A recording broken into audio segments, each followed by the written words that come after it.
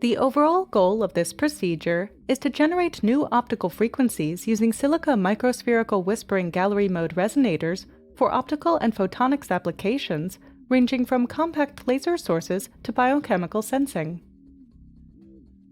In whispering gallery mode microresonators, light can be guided with a unique combination of strong spatial confinement and long cavity lifetime, low losses, and ensure high quality factors.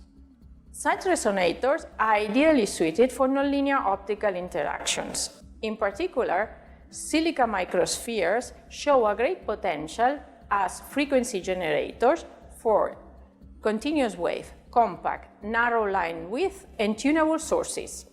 The interest of using fusion techniques for fabrication of the electric microsphere is based on low scattering losses can be achieved and, in consequence, very high quality factors.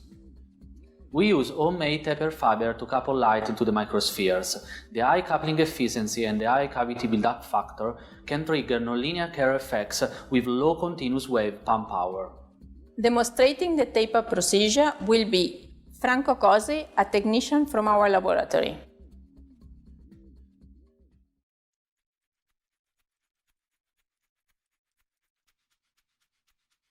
To create a microsphere, first get a length of fiber to work with.